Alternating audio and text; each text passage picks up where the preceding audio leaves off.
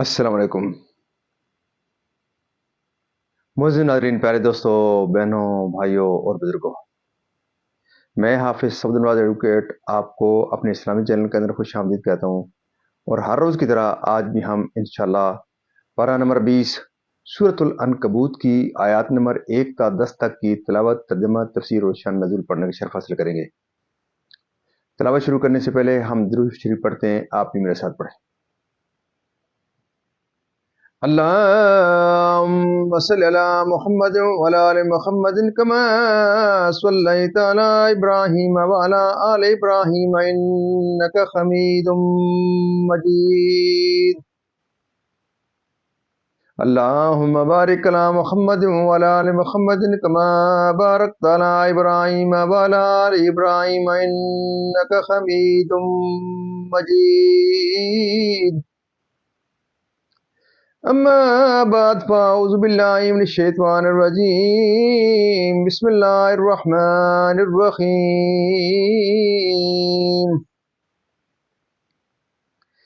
ألف لام ميم. أحسب الناس أن يتركوا أن يقولوا آمنا وهم لا يفتنون. وَلَقَدْ فَتَنَّا الَّذِينَ مِنْ قَبْلِهِمْ فَلَيَعْلَمَنَّ اللَّهُ الَّذِينَ صَدَقُوا وَلَيَعْلَمَنَّ الْكَاذِبِينَ.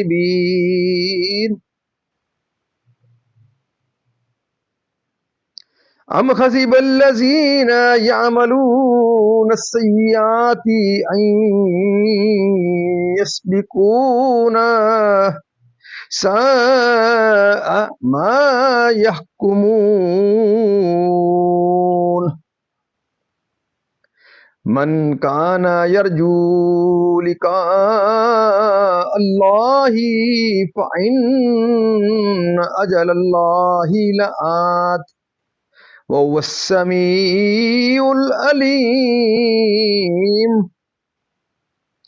ومن جاهد فإنما يجاهد لنفسه إن الله لغني عن العالمين.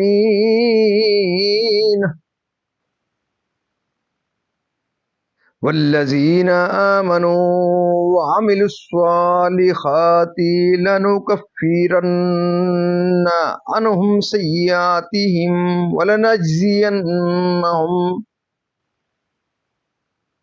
ولنجزينهم أحسن الذي كانوا يعملون. ووصينا الإنسان بوالديه حسنا وإن جاهداك لتشرك بي ما ليس لك به علم فلا تطيعهما إلي مرجعكم فأنبئكم بما كنتم تعملون. والذين آمنوا وعملوا الصالحات لندخلنهم في الصالحين. ومن الناس من يقول آمنا بالله فإذا أوذي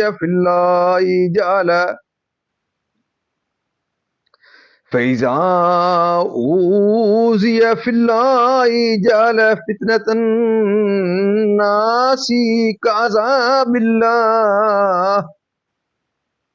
ولئن جاء نصر من ربك ليقولن إنا كنا معكم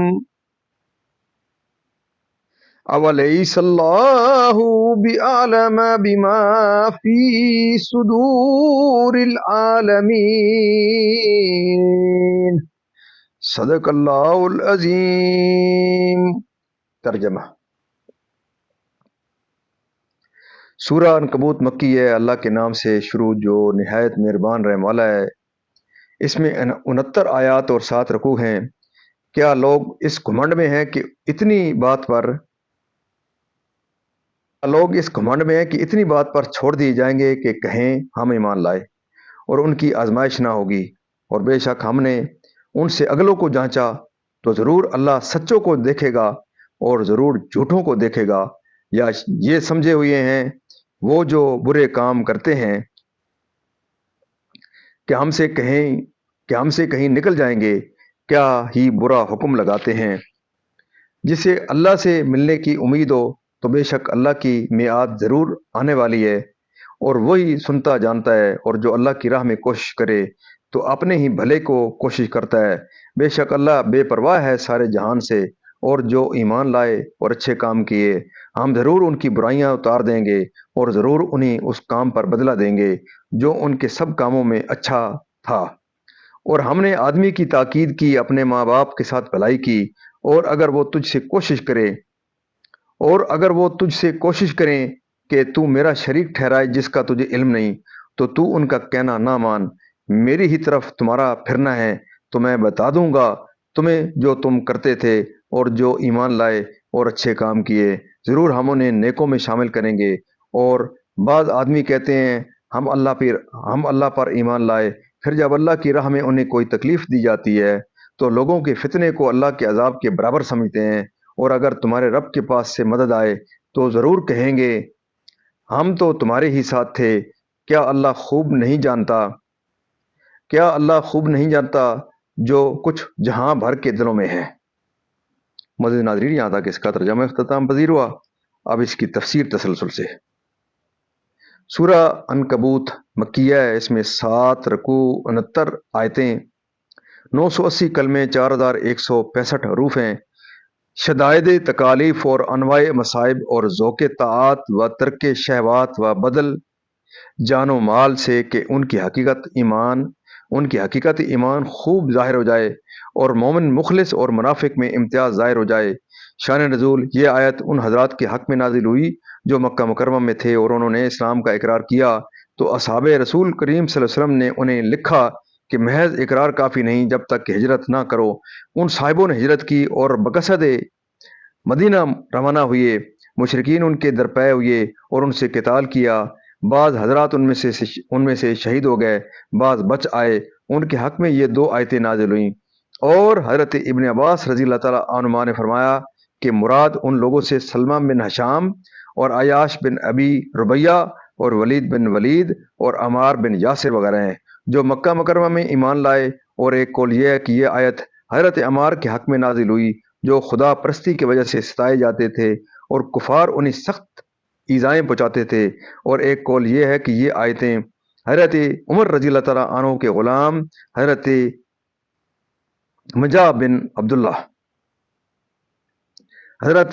مہاجہ بن عبداللہ کے حق میں نازل ہوئیں جو بدر میں سب سے پہلے شہید ہونے والے ہیں۔ سید عالم صلی اللہ علیہ وسلم نے ان کی نسبت فرمایا کہ مہاجہ سید الشہداء ہیں، اور اس امت میں باب جنت کی طرف پہلے وہ پکارے جائیں گے۔ ان کے والدین اور ان کی بیوی کو ان کا بہت صدمہ ہوا تو اللہ تعالیٰ نے یہ آیت نازل کی، پھر ان کی تسلی فرمائی، طرح طرح کی آزمائشوں میں ڈالا۔ بعض ان میں سے وہ ہیں جو آرے سے چیر ڈالے گئے، بعض لوہے کی کنگھیوں سے پرزے کیے گئے، اور مقام صدق و وفا میں ثابت و قائم رہے۔ ہر ایک کا حال ظاہر فرما دے گا۔ شرک و معاصی میں مبتلا ہیں اور ہم ان سے انتقام نہ لیں گے۔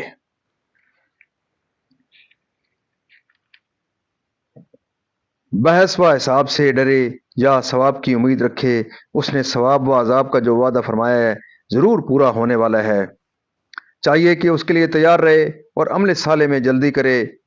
اللہ تعالیٰ کے بندوں کے اقوال و افعال کو خواہ اہداف دین سے محاربہ کر کے یا نفس و شیطان کی مخالفت کر کے اور اطاعت الہی پر صابر و قائم رہ کر اس کا نفع و ثواب پائے گا۔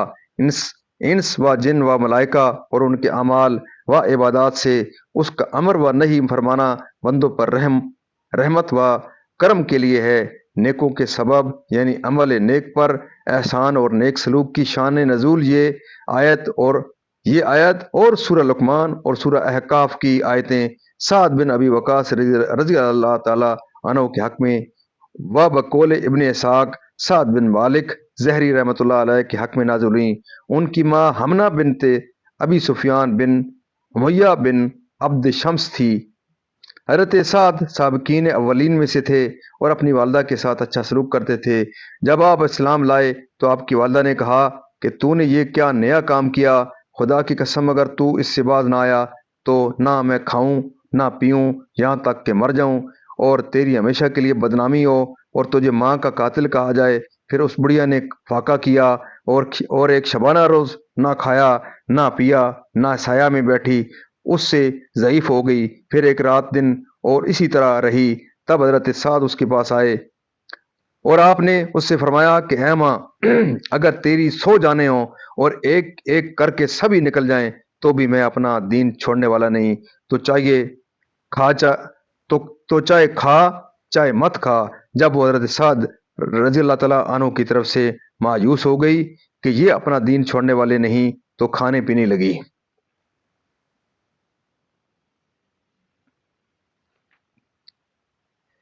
اس پر اللہ تعالیٰ نے یہ آیت نازل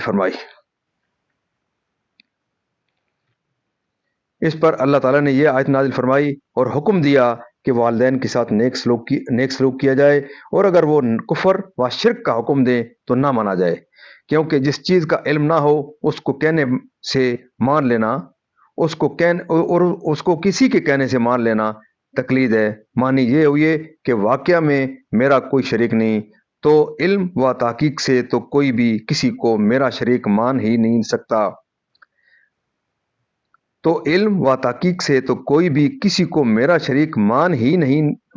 سکتا۔ محال ہے رہا تقلیداً بغیر علم کے میرے لیے شریک مان لینا یہ نہایت کبھی ہے۔ اس میں والدین کی ہرگز اطاعت نہ کر مسئلہ۔ ایسی اطاعت کسی مخلوق کی جائز نہیں جس میں خدا کی نافرمانی ہو۔ تمہارے کردار کی جزا دے کر کہ ان کے ساتھ حشر فرمائیں گے، اور صالحین سے مراد انبیاء اور اولیاء ہیں۔ یعنی کہ دین کے سبب سے کوئی تکلیف پہنچتی ہے، جیسے کہ کفار کا ایذا پہنچانا، اور جیسا کہ اللہ کے عذاب سے ڈرنا چاہیے تھا، ایسا خلق کی ایذا سے ڈرتے ہیں، حتیٰ کہ ایمان ترک کر دیتے ہیں اور کفر اختیار کر لیتے ہیں۔ یہ حال منافقین کا ہے۔ مثلا مسلمانوں کی فتح ہو یا انہیں دولت ملے، ایمان و اسلام میں اور تمہاری طرح دین پر ثابت تھے تو ہمیں اس میں شریک کرو۔ معزز ناظرین، اللہ تعالیٰ کے فضل و کرم سے آج تک کی تلاوت، ترجمہ اور تفسیر اس کا اختتام پذیر ہوا۔ ہم اللہ تعالیٰ کے دربار کے اندر اس کلام مقدس کے صدقے، حضور پاک صلی اللہ علیہ وسلم کی ذات و برکات کے صدقے اللہ تعالیٰ کے دربار کے اندر دعا کرتے ہیں کہ اللہ تعالیٰ میں قرآن پاک پڑھنے، قرآن پاک کو سمجھ کر اس کے احکامات کے مطابق، حضور پاک صلی اللہ علیہ وسلم کے پاک سیرت کے مطابق اور صحابہ کرام کے نقش قدم کے اوپر اللہ تعالیٰ میں چلنے کی توفیق عطا فرمائے۔ اللہ تعالیٰ تمام پریشانیاں دور فرمائے، تمام بیماریوں کی شفا کاملہ عطا فرمائے، اور تمام مرحومین کو اللہ تعالیٰ جنت الفردوس میں اعلیٰ بالا مقام عطا فرمائے۔ آپ تمام معزز ناظرین سے یہ اصلاح رہتی ہے کہ ختم نبوت کے صدقے آپ اس پروگرام کو ضرور خود بھی دیکھیں، اپنے بچوں کو تلقین کریں، اپنے عزیز و اقارب کو اس کی ترغیب دیں، تبلیغ کریں، اور صدقہ جاریہ سمجھتے ہوئے میرے اس یوٹیوب چینل کو ضرور لائک، شیئر کریں، سبسکرائب کریں، اور زیادہ سے زیادہ دوستوں کے ساتھ اس کو آگے شیئر کریں۔ اللہ تعالیٰ آپ کی زندگی میں خیر و برکت عطا فرمائے، اور دن قیامت مجھے اور آپ کو اللہ تعالیٰ کے دربار کے اندر حضور پاک صلی اللہ علیہ وسلم کی شفاعت نصیب ہو۔ آمین ثم آمین۔